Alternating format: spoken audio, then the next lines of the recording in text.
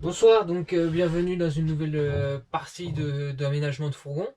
Donc vous allez voir, hein, j'ai fait un résumé de timelapse où je pose quasiment toutes les finitions. Je fais la banquette également, vous allez voir un peu le principe de fonctionnement. Je finis de poser le mur qu'il y a derrière vous là. Et puis voilà quoi, donc on se retrouve plus tard, le temps que vous voyez tout ça. Allez, à plus.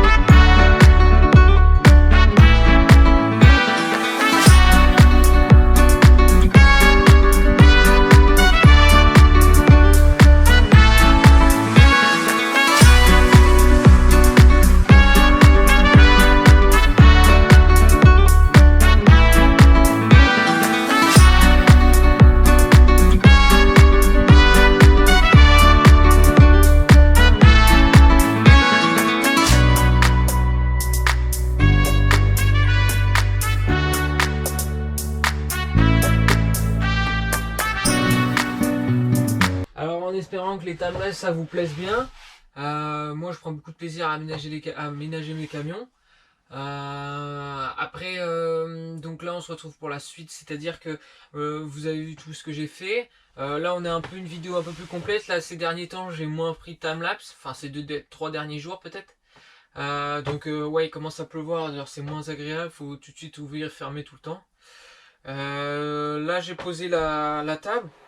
Donc, je sais pas si on va bien voir, je vais essayer d'incliner la caméra, mais vous voyez, là je peux, comment dire, la pivoter comme il faut, donc c'est plutôt pratique. Elle est vraiment grande, j'ai fait un plateau de 110, donc là il va y avoir, ils vont être surtout 3 il me semble. Bon de toute façon c'est 3 places à l'avant, donc bon, donc il y aura une place ici, une place ici, on peut mettre quelqu'un ici, et surtout en bout. En fait l'idée c'est d'arriver en bout et d'arriver à bien manger. Donc là vous voyez, je peux bien appuyer. Bon c'est sûr ça bouge un peu, hein. Vous voyez quand on allume ça change tout de suite l'ambiance. En fait on passe d'une ambiance chalet à une ambiance un peu plus maison tout simplement. Donc il y a les lumières un peu partout. Il y a également à l'arrière 2 lumières. Hop, c'est un coup à prendre comme je le dis. C'est en fait elle est vraiment sur mesure quoi. Alors tout rentre au millimètre, mais vous voyez un peu l'idée. Donc là elle est en position fermée. Là la banquette, comme vous pouvez le voir, donc elle est ici. Donc il va y avoir un autre coussin ici, peut-être un autre que je suis en train de voir pour en faire un autre. Et en fait la rallonge, je vais mettre tout simplement un tasseau ici. Donc dans l'idée ça fera comme ça. Et un petit tasseau là-bas. Et après vous aurez la planche qui vient ici. Mais vous voyez il y a encore beaucoup de place. Hop. Donc ça c'est plutôt l'avantage.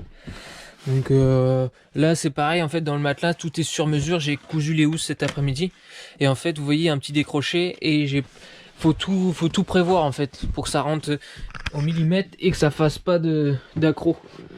Donc là hop, donc c'est un coup à prendre, mais c'est vrai que coudre j'aime bien. Ensuite derrière vous avez tout ça, j'ai fait les deux portes et en plus de ça, donc j'ai fait la petite poignée là comme vous pouvez voir. Hop, bon là il y a le ruban LED, faut que je fasse gaffe.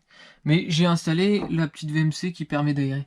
Et là vous avez la petite lumière. Donc si j'appuie là, hop, vous avez ça. Donc c'est plutôt pratique. Donc vous voyez, il reste encore pas mal de finition à faire là-haut.